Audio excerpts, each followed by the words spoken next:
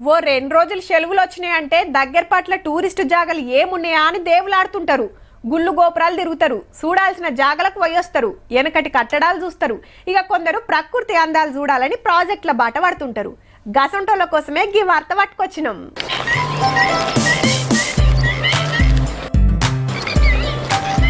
ఇవేం పిట్టలో కొత్తగా ఉన్నాయి అనిపిస్తుందిలే. బయటి దేశం పక్షులే కానీ ఉన్నది మన కాడనే. కరీంనగర్ లోయర్ మానేర్ దగ్గర గిట్ల మురిపిస్తున్నాయి. కొంగలు తీరొక్క తీర్ల పిట్టలకు అడ్డా అయింది. మరి చుట్టూర చెట్లు, నడిమిట్ల నీళ్లు. ఇంతకంటే ఏం కావాలి? చేపల షికారు చేస్తున్నాయి, చెట్ల మీద ఉంటున్నాయి.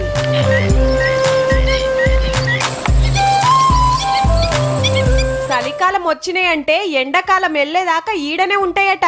ప్రాజెక్టును చూద్దామని వచ్చేటోళ్ళు గిన్ని తీర్ల పిట్టలను చూసి ఒగముర్సుడు కాదు, పెద్ద పెద్ద కెమెరాలు పట్టుకొచ్చి మంచిగా ఫోటోలు తీసుకుంటున్నారు.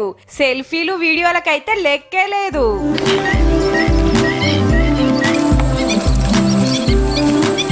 టైంలా పిట్టలకు మానేరు కడ సౌలతి ఇంకింత మంచిగా అనిపిస్తుందట. ఇప్పుడు నీళ్లు జరంత తగ్గుతాయి కాబట్టి ఆడాడ చిన్న చిన్న నీటి కుంటలు పడుతుంటాయి. తిండి కోసం ఎక్కువ తిప్పల పడాల్సిన పని లేదు. ఈటి కలకగా దొరుకుతాయట చేపలు. ఒడ్డు పక్క పొంటే చెట్లుండే వరకు ఆడనే గూళ్ళు పెట్టుకొని ఉంటాయి.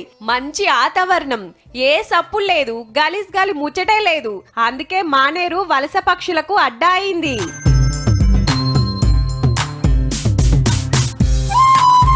అక్టోబర్లో వచ్చిన పిట్టలు మే నెలాఖరు వరకు ఈడనే ఉంటాయట.